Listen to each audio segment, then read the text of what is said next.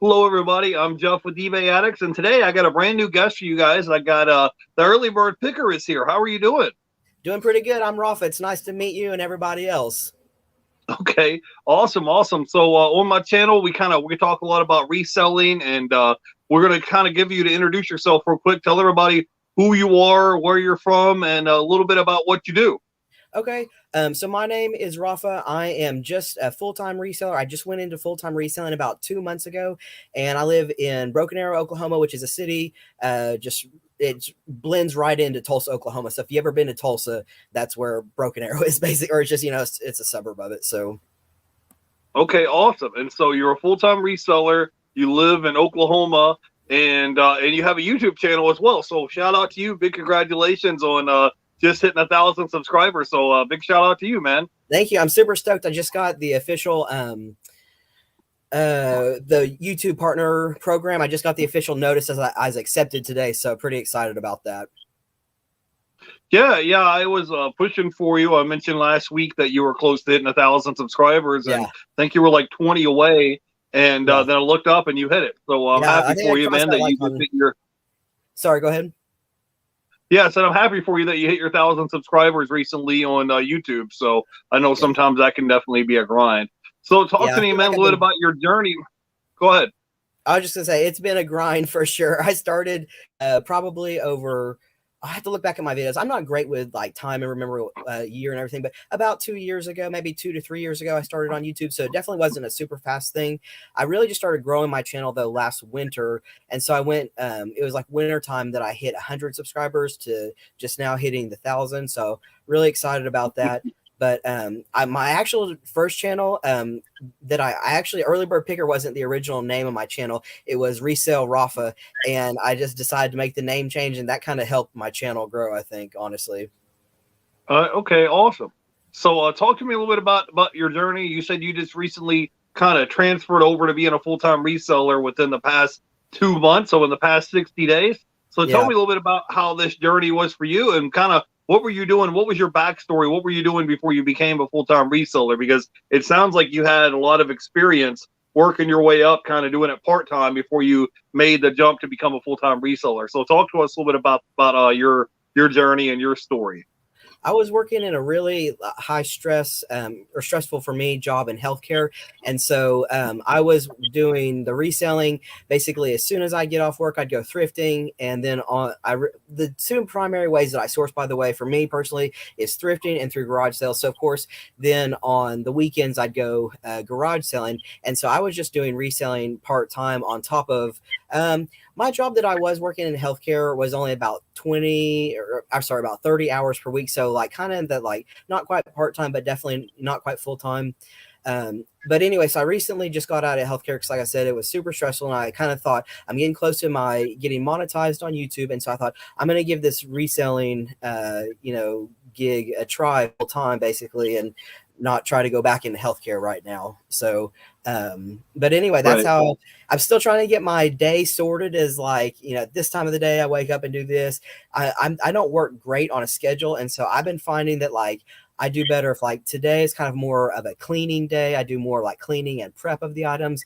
And then another, like a couple days ago, I knocked out a bunch of listing. And so I kind of work better like that, which unfortunately is not as good for the eBay algorithm. I'm kind of obsessed with that eBay algorithm, what makes it churn. But so that you're asking about the transition going from part-time to full-time. It's been a little bit rough because I'm still trying to figure out like what my best rhythm is each day. Okay, cool. I'm gonna give a shout out real quick to the dumpster diver dad is here hanging out with us. Hey man, thanks for coming by and hanging out with us today. If you guys in the What's chat up, have man? questions for our guest, drop it in the chat. We have a brand new first time guest with me today. His name is Rafa, and we were just talking about his journey of how he became a full time reseller and how you transitioned from the healthcare field and just said peace out. So talk to me, man. When you got to that point where you just like were you nervous? Were you just like, man, I'm gonna put my 2 weeks notice in and just like jump out of the plane and figure out how to open up the parachute on the way down, or kind It of was tell me about how this transition went. Yeah, honestly, it was more abrupt than I would have liked it to. So basically, I just I was just in a really stressed position. And so I actually got out before the 2 weeks notice. I was just in with COVID right now, healthcare is so stressful. I was the director. I'm a physical therapist assistant, but I was the director of our rehab department, and I was in charge of helping finding staff for this small town, and I just couldn't get anybody. It was just too difficult, man. And so I was in a really stressed position with that. And so I'm so happy to be out of that profession for right now and just really focusing on, getting stress out of my life as I'm doing the reselling. And there, not to say there's not stress that doesn't come with that, but it's just a really different stress than being a frontline healthcare worker. Well, yeah. And, the thing about, reselling is that, you're only going to get paid on commission. So, I mean, even though you don't have a supervisor basically breathing down your neck, telling you what to do, from you have to clock in at 9 a.m. and you go home at 5. You still have the stress of you're like, well, I've got to make sales. I've got to pay the light bill. I've got to buy groceries. I've got bills and stuff that I have to pay. But at the same time, you're like, you have the freedom and flexibility to kind of, make your own schedule and make it work for you. So, so now since you became a full-time reseller, how has that transition been? Because I know earlier you were talking about kind of how you try to manage your time, because this is like a 7-day-a-week job for you. Even though, let's say, maybe yard sales may only be, popular on the weekends, you still are out here hustling, Monday through Friday as well, looking for inventory, listing, packing, shipping, sourcing, all that. So talk a little bit about what your schedule and routine is like. Well, kind of with what you're saying, that you have to be really good at telling yourself what to do. I find that I'm both a really good boss, knowing what needs to be done, and then I'm a good employee if someone tells me what to do. But I'm having trouble making the connection between I'm the boss and I'm telling myself what to do, and then go do it.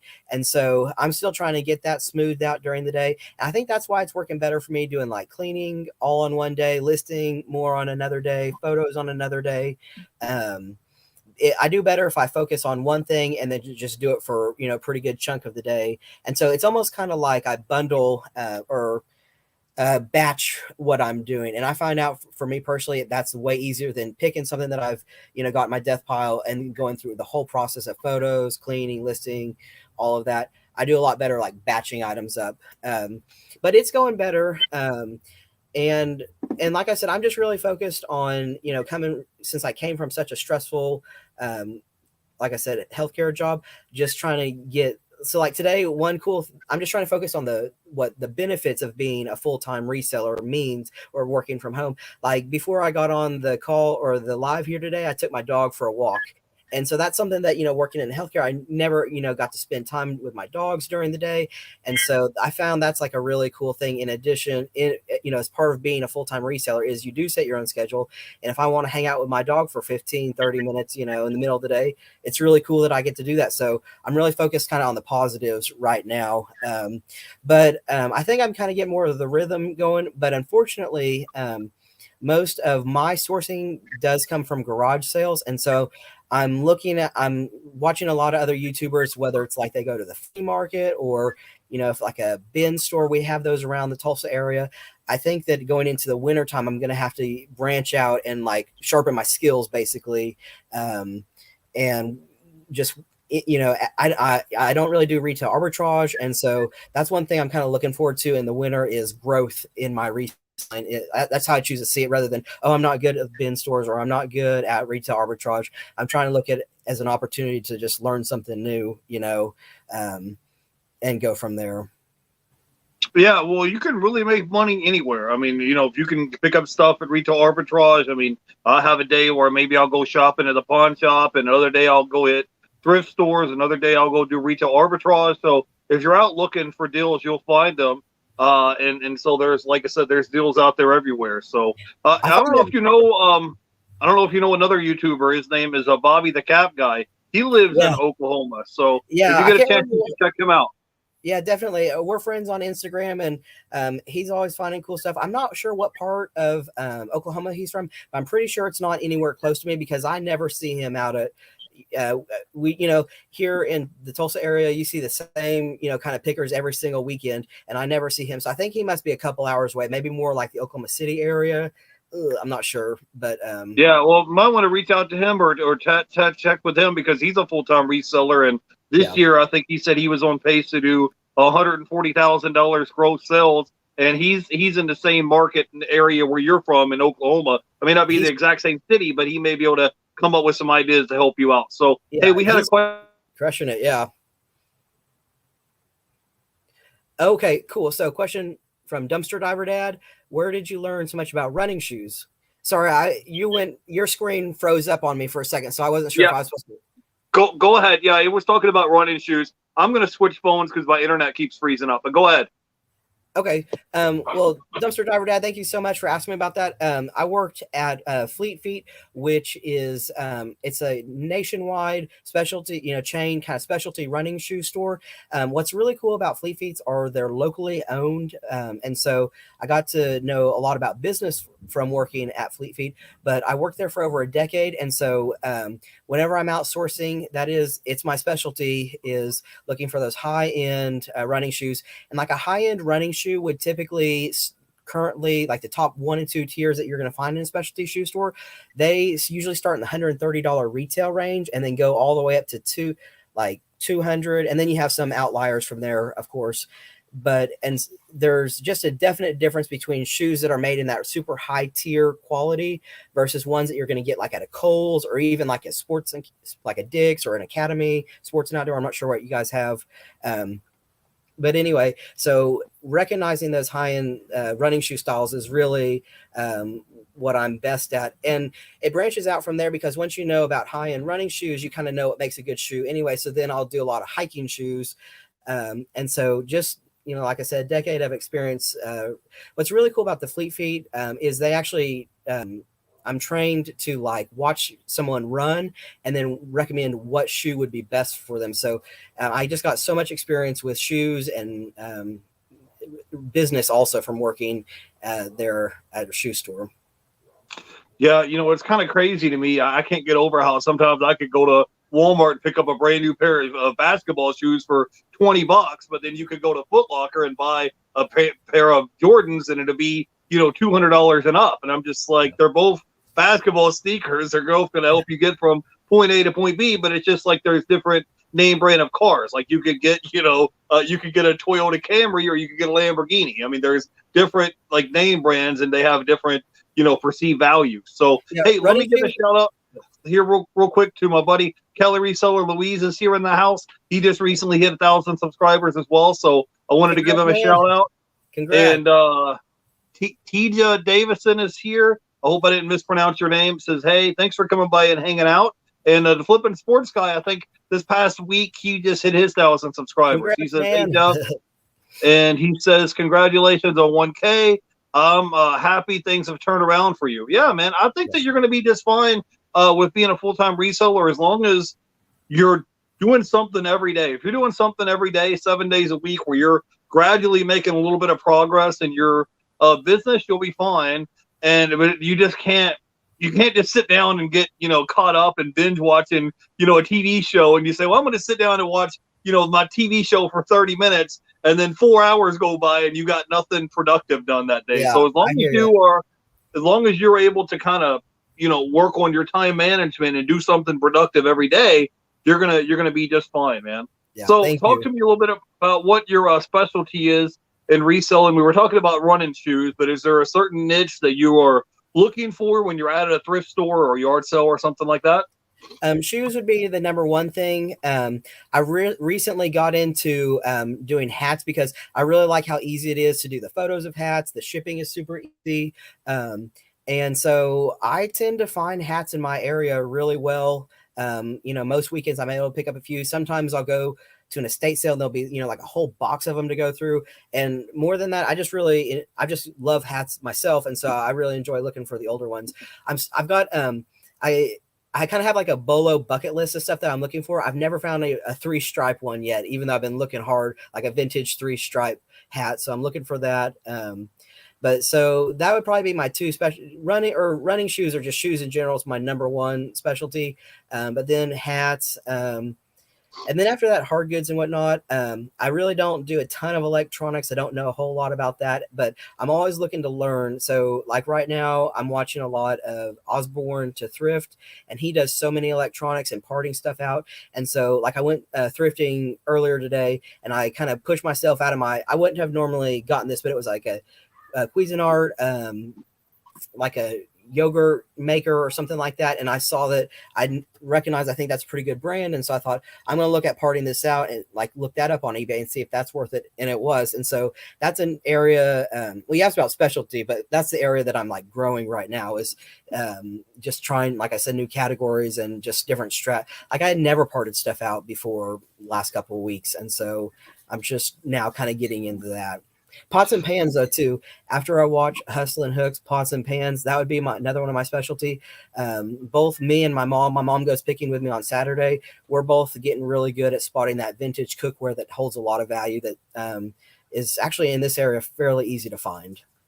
Yeah, I was going to say, if you're getting started in electronics, be on the lookout for remotes. If you see remotes that go to like VCRs, or it may be a cable box TV, I have a whole box of them sitting over here, but they have a serial and a model number, and if the person has, let's say they have a certain VCR or DVD player or Blu-ray player or whatever it is, they have to have a certain serial model number that matches that remote. So you can probably pick one up for 50 cents or $1, and a lot of them will, not all of them, but a lot of them will sell for anywhere between 10, 15, 20, $30 a piece. So if you're out at a thrift store or yard sale and you just happen to see some laying there, I don't have one right in front of me, but a lot of them will have these like little serial model numbers. So you can look those up and it'll tell you if it's worth it. But a lot of times, if you see one for, 50 cents, 75 cents or whatever, a lot of times, 9 times out of 10, I'll just put it in the cart and look it up later, because I know it's going to sell eventually, and I know I'm probably going to get a good, 10, 15x rate of return on my money. So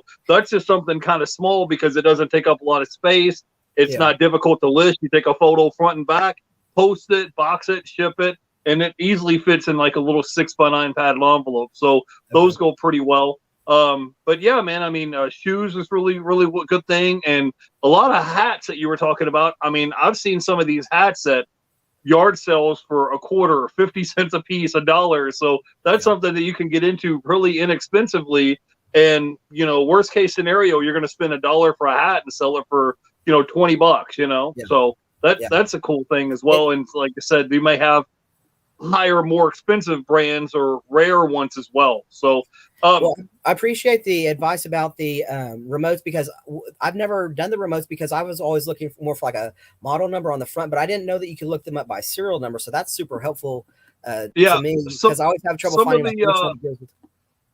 Some of the model numbers are inside. I don't know if you know it, but some of the model numbers are inside the little battery component. So if you open up where the battery component is, you want to check it to make sure it doesn't have battery corrosion. So you can look up the serial model numbers there. And also some of them you can take a photo and then take a photo of the front of it, and then you can look it up on the eBay app on your phone and then find the one that closely resembles it. So it may be, Sony, Magnavox, whatever it is, CD player, and you can look it up that way as well. But I'm just telling you, because you can pick them up pretty inexpensively and flip it and make your money back pretty quick, and it doesn't take up a lot of space. So hey, let me give a shout out here real quick to Flippy McFlipperson is in the house. Hey man, I hope you're doing well, and I hope everybody in the chat is ready for Thanksgiving, man. So since we're in Q4, talk to me a little bit about what your strategy is for Q4 right now. So we're in Q4. Are you listing more items? What is it that you're doing differently right now for Q4? I am trying to list more items, and just you kind of like when you have a death pile, it seems like you always probably cherry pick it, but more so than ever, I'm trying to cherry pick my death pile things that I just think are nicer quality, or I actually in my storage keeps items that are good for a certain season. And so I'm actually might be a little bit even getting close to late on this, but like I have some Thomas Kincaid ornaments that I'm going to get listed here probably this week, just things that fit. But kind of the number one different thing I'm doing, I think is kind of what you're asking, is I'm picking stuff up that's brand new, sealed when I see it, that doesn't have as great of a return. But I know that in Q4, people really like to get brand new sealed stuff. And so I'm willing to put in a little bit more money, investment wise this quarter, to hopefully get a really fast return on that money, even if the profit is not as much as I hope for. Okay, cool. So now what would be your thing if someone is watching right now and they're watching the replay? What would be like maybe your top 2 or 3 pieces of advice you could give somebody if they want to become full time or they want to make a full time income? So maybe they would like to be able to have their freedom and flexibility to be like, hey, you know what? It's 3 o'clock on a Tuesday, and I want to take my dog for a walk, or whatever it is. I want to take my kids to the pool. And have the freedom and flexibility to be able to do that in the middle of the day at 3 o'clock in the afternoon. But you're still in the back burner. eBay is still running 24/7, and you're still making sales while you're out running around going throughout your day. So what would be like your top 3 tips or piece of advice that you can come up with that would help them out on their journey? My actual number one tip would be to start YouTube to help your reselling, because I think that most resellers we're looking for any way, like a lot of times when you're at a thrift store, like I do specialize, like I said, in shoes and hats and that, and probably cookware now, but I'm willing to pick up just about anything that'll make me money if I know that I'm able to test it and see that it's working or whatever it is. I'm just open to trying all new things. And so, but back to what I was saying is I think that most resellers are into kind of have that mindset is if this will make me money, I'm willing to put in the time to learn how to do it. And so I would have, I'm happy with it. When I started YouTube, I think at the timing was just right for me. But if you're a reseller, I would say that you doing YouTube kind of so much goes along with reselling, because ultimately, if you get monetized and whatnot, you can get those videos that you made, a couple, 1 year ago, 2 year ago, get those monetized and start getting a stream of income that way. But the other biggest reason is I find that when I hold myself accountable to making my videos, it helps my listing go up, because it's content basically. And so if you're wanting to show like, what sold and everything, well, you have to be listing, to make those sales. And so I find that doing my YouTube actually is like one of the number one things that helps my reselling. It's just they feed into each other very well. So I would say to someone that's just getting into reselling, consider starting on YouTube immediately. So you're just kind of getting the kinks out of learning how to make a video, because that can be really difficult, how to put together a good video. And then by the time, that you get the hang of it, your reselling is probably going better and your YouTube. So that'd probably be, like I said, the number one thing. The second thing I'd say if you're getting into reselling, that'd be really good, is get everything the way you want it from day one, rather than thinking, once I have such and such inventory, I'll build, shelving for my inventory. Start that from day one and get everything organized the way you want it, because it's so much easier to organize it at the beginning of getting into reselling than it is like kind of the position where I'm at, like about 5 years into it, going, oh, I wish I would have, done this differently. Like for example, with my shoes right now, because I'm now doing this full time, I'm just buying more shoes because I'm just sourcing more, but I'm running out of space for them. But the other big thing is I have bin after bin after bin, and I was like, man, I wish I would have labeled these like Asics bin or the Brooks bin or the Hoka, bin, and just kept it categorized like that. And so that's part of that'd probably be like rolls into my third. You kind of asked about top three things is once you find something that's working for you better, take time out of your day to do that, even if it's, because everybody thinks the main thing, the two main components of reselling are sourcing and listing, but I'll take time out of my day to reorganize something if it's not working well. So I'm probably here in the next day or so gonna do that with my shoe bin, is get them organized the way that I wish they were organized, just so I save time in the future, not digging through every single bin, seeing like which one was this in, So right. That's been a struggle or not a struggle, but just something I've noticed is whenever I was part-time, I didn't have as much inventory. And now that I am, I need a better inventory system. So I'm not, wasting time every day going, where did I put this? Yeah, cool. I got a quick question. I got to kind of put you on the spot here real quick, but how do you go about I know it's kind of a personal question, but how do you go about managing your finances? Because the thing is, like in reselling, people see a top line number and it may say, let's say hypothetically, it says you made $5,000 in sales on eBay this month. Well, then you have to subtract your cost of goods, subtracting your eBay fees, and then let's say there's 3,000 left over out of that. Let's just throw a number out there. Well, now you have to take 1,500 of that or $2,000 of that, take a good chunk of that money and reinvest it, so you have capital to reinvest to buy more inventory for the following month. And then you still have to pay your bills, and then you still have to have money set aside for a rainy day fund and for emergencies and all that. So talk to me a little bit about how you manage your finances now, since this is your full-time gig and you're relying on reselling now to pay your bills. I mean, that's definitely a work in progress, to be honest, is trying to get to the point where I'm,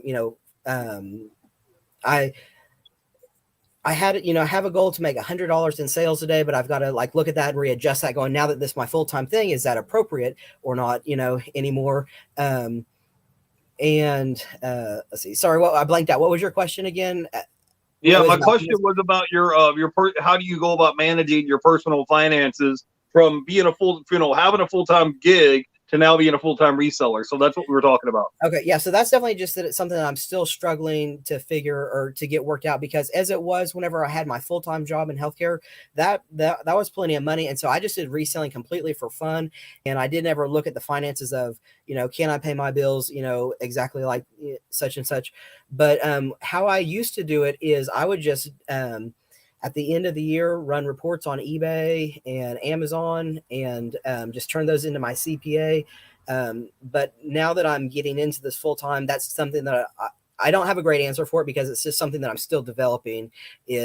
But one thing that I was really excited about is that whenever, I left my healthcare job, week one, I made several $100s, which if I'd gone and just gotten a part-time job somewhere else, there's no way I would have, it takes weeks to get a part-time job or full-time job. You've got to do all the interviews, and then you still got to wait, weeks to get paid and everything. So I was really stoked that my very first week in full-time reselling, I was already like, man, this would not be possible if I went and tried to get a job somewhere else. And so that's kind of what keeps me going. But the finances, trying to get those all organized, still a work in progress for sure. Yeah, well, I mean, you just switched over being full-time in the past, 60 days. So it's not like an easy, super transition, but I'm just bringing it up because when you're doing it kind of part-time, and let's say every Friday, you have an extra, let's say $800 or $1,000 paycheck coming in every Friday, reselling, it's easy to take that capital and reinvest it to go buy more inventory. But when you're like, oh, wait a minute, I have to buy groceries and pay my cell phone bill and pay the light bill out of that, and then have a little bit of money left over to reinvest to buy inventory, it makes it a little bit more complicated. So I just wanted to bring that up. So, yeah. Hey, let me give a shout out real quick to Triggs is here in the chat. My buddy Cali Reseller Louise is here. I wanted to give a shout out to Flippy McFlipperson. And the Selling Sniper is here.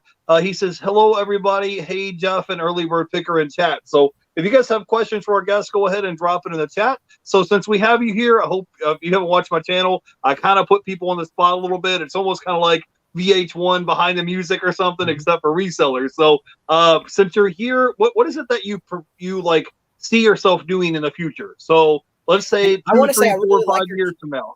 I want to say, interrupt you, sorry, and say I really enjoy your channel. Somehow I hadn't, how sometimes like you think that, oh yeah, I know about all the resellers on YouTube. Well, there's so many resellers on YouTube. Like I just met you, and I'm definitely, going to start watching your channels. I really like the format of your interview and everything. It's really, I just want to express my gratitude for you having me on here today too, by the way. But sorry, what was your question? I appreciate that. I was just asking you a question. Like, what would you say? Where do you see yourself in the future? Let's say 3, 4, 5 years down the road. Where do you see yourself in the future? Because you're now monetized on YouTube.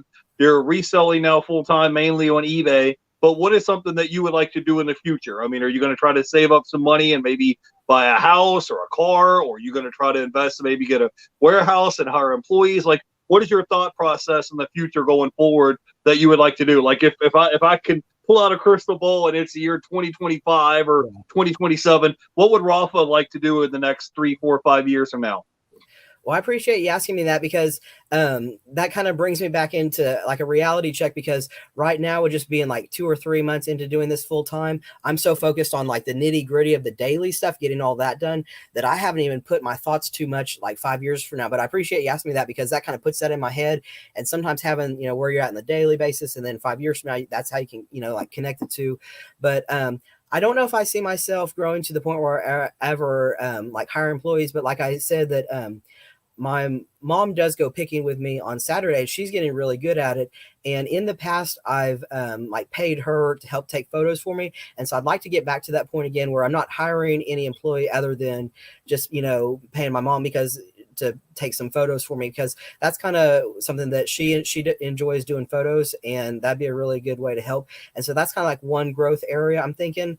Right. I look at all these people that have storage units, because I'm kind of at the point where I'm running out of just great storage room. I call my early bird picker garage my nest. And so I've got to decide, am I going to start buying only higher quality things? So I'm kind of allowing like how much this stuff is going to come in, or am I going to make the dive, and maybe like in the springtime, once garage sales are really spiked back up again, will I get a storage unit?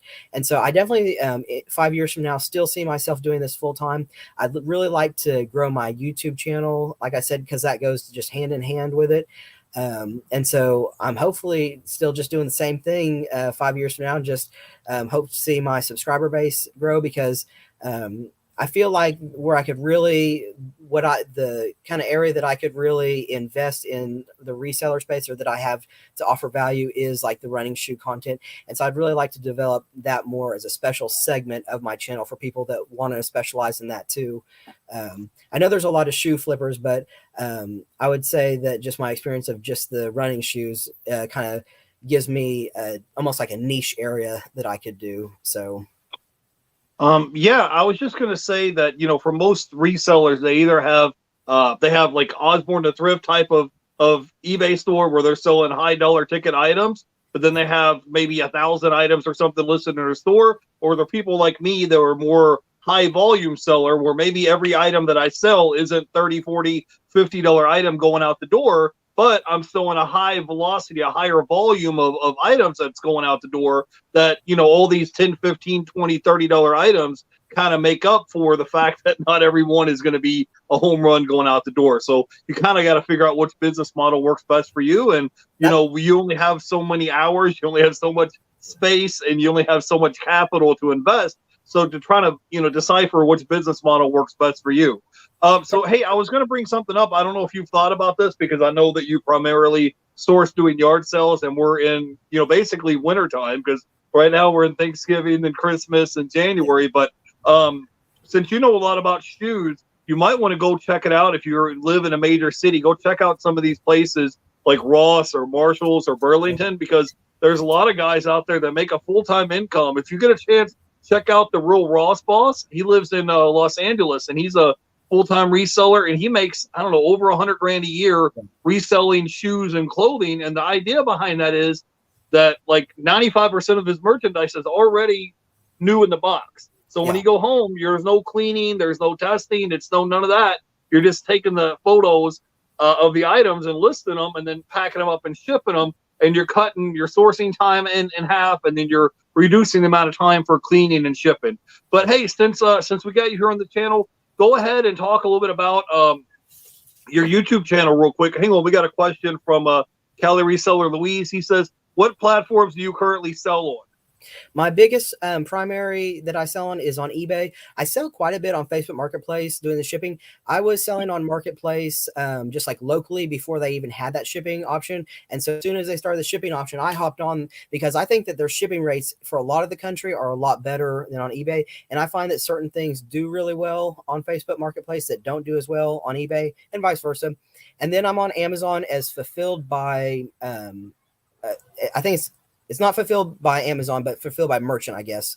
And so like I mainly sell books on there. I probably only have like 40 or 50 active books. But to me, what I love about my Amazon sales, that to me is I think the closest example I have of something that feels like just passive income. And it kind of, drives you to find other areas of passive income, because when it comes to books, it's so simple. You just scan the book if it has the, barcode, and then what condition it is, and you list it, and you don't have to take the pictures, you don't have to do any cleaning. And so those are the three platforms that I'm on right now. I was on Mercari, and I just wasn't having a ton of luck on that one with sales. I've been on Depop in the past, but I think that just the eye that I have, or maybe I'm not sure, it's just the area that we're in, it's just not quite the right clothing for Depop. And so I'm not on that one currently. So for now, just the three. Okay, cool. Now, I wanted to tell everybody where they can go by and check you out on YouTube and Instagram, so they can go by and follow you on YouTube. Let them know what your YouTube handle is, so they go by and check you out. Yeah, it's just I have the early bird picker handle on my YouTube, so you could just put that in the search bar. You could probably just put a slash after YouTube, I'm guessing, and that's the same name for my Instagram as well. Yeah, I have all those links down below in the description. So you guys want to give him go follow him and go check him out. I subscribe to his channel, and so I mean he just hit 1,000 subscribers, and you're only going to go up from here. So hey, before we let you go, tell everybody a little bit about what kind of content you make on your channel. So if they go by and subscribe, they know what to look forward to. I know you do a lot of sourcing videos. You do what sold videos. Tell them a little bit about what kind of content you make on your channel. Those are the two primary content that I make are sourcing videos, like typically from garage sales and thrift stores. And then I do a lot of what sold. I used to do every item that sold, but it got to be so much, and just I just go with kind of more the bolos, or just like the really high profit items, or just the items that have some like interesting story behind them. Early on in my channel, the reason why I started my channel is I had this idea to take $1 and see how basically how far I could flip that dollar. And so if you go back all the way to the beginning of my channel, I named the series Follow My Flipping Dollar. And so that was really fun. I got several from that $1 that I started with. I ended up with several hundred items in inventory, and it was really a fun process.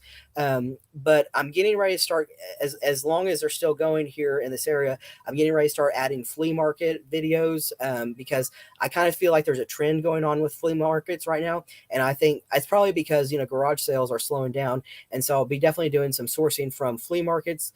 I also in the past have done some how-to videos, and I really enjoy doing those because it's just, I think those are the ones that in the longevity of YouTube search actually kind of stand out.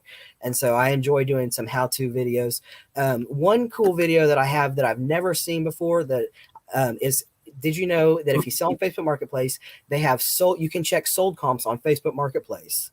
And so I made a video about that because I've never heard anybody else talk about that. And that's really helpful if you're trying to sell something big on Facebook Marketplace and you want to know, what that's gone for otherwise, like if it's something that you're not going to sell on eBay typically. But that's the primary content that I make on my channel. Okay, cool.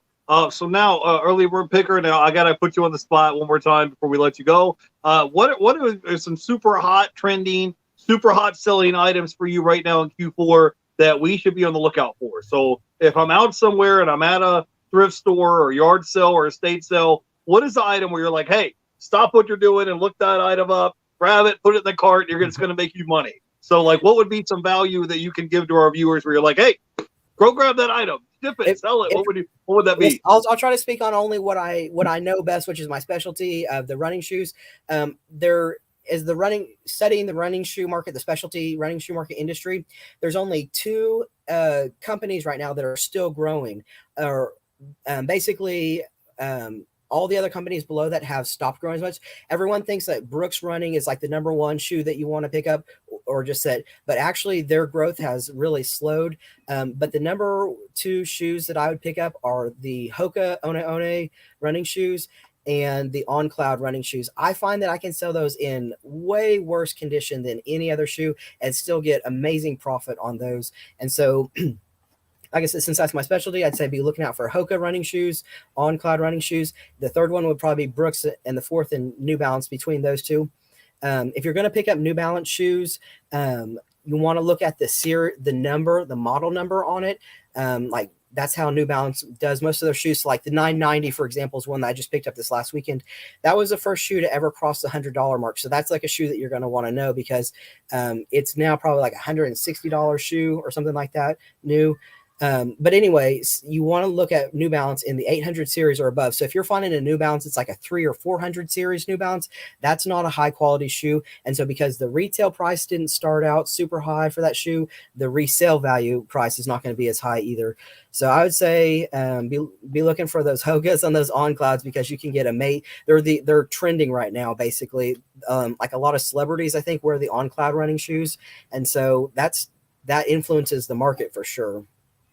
Okay, cool. Let me give a quick shout out here to Maggie Doodle is here in the chat, and I want to give a shout out to Urban Foster is here all the way from Australia. So I want to give you a big shout out. We always appreciate you guys in the chat for coming by and hanging out with us today. So Early Bird Pickerman, can you give us any final thoughts, any words of wisdom that you can leave our audience with and then we'll let you go, man. I've had a good time hanging out, chit chatting, talking with you about your reselling journey from part time to full time. What would be like some words of wisdom or final thoughts that you can leave us with? Let's see. Let me think on that one first. I would say, I'm obsessed with learning from other resellers, new categories. And so, but the deal is, whenever I started into reselling, I didn't even learn about other YouTube resellers for like a couple years into it. And so I would say, if you're like a new reseller or just looking for advice, just be obsessed with learning from other YouTube channels and learning new niches, because I think that kind of, as the market gets more competitive with resellers, it's, to be able to do this full time, you just constantly have to be learning new categories. And so that's kind of like what I'm focused on right now. And it's the number one thing I could pass along is like, like I hear a lot of people that like to sell video games, and that's really good. But the problem is, if everybody wants to sell video games, and so just be constantly searching out on YouTube resellers who like specialize in something and learning from them. Yeah, kind of branching out of getting out of your comfort zone and learning different niches and different categories. And yeah, I find that a lot, especially when you're trying to do retail arbitrage and it's like, hey, I found this item on clearance. Well, now, there's 1,000 other people that all found that same exact video game on clearance for $3, and they're trying to sell it for $20, $30. And there's a lot of these people that are willing to have their price item at the low price for $9.99 free shipping or something, and you're trying to compete with that person, and you're selling yours for $29.99 plus shipping. So it's kind of like you kind of have to wait out the low ballers, wait them out for your item to sell for full asking price. So I've definitely been there. Anyways, guys, if you guys haven't been following our guest, he just hit 1,000 subscribers. So go ahead and follow our guest. All the links are going to be down below if you want to follow him on YouTube and Instagram. It's the Early Bird Picker. And tomorrow I have a brand new guest for you guys. His name is the Georgia Picker, and he specializes and goes to a lot of bins, like Amazon bins, things like that. So if you don't want to miss it, if you guys get a chance, come by and hang out with us tomorrow at 4 p.m. Eastern. If not, if I don't talk to you guys before Turkey Day, you guys have a great Thanksgiving and holidays with your family. And just be mindful, be mindful of the time that you get to spend with your family. I just got a call the other day, and they said that my grandmother has a dementia. And they said that she's in poor health and been losing weight, and she's probably in her 90s now. So you never know how many more holidays you're going to have with your friends and family and loved ones. You don't know how long they're going to be here. It's not going to be forever. So make the best of what time you have. Till then, guys, go ahead and follow our guest, Early Bird Picker. I will see you guys tomorrow, 4 p.m. Eastern. Until then, you guys have a great holiday. Have a great holiday. We'll catch you guys later. Bye, guys. Bye. Thank you again. Yeah, no problem.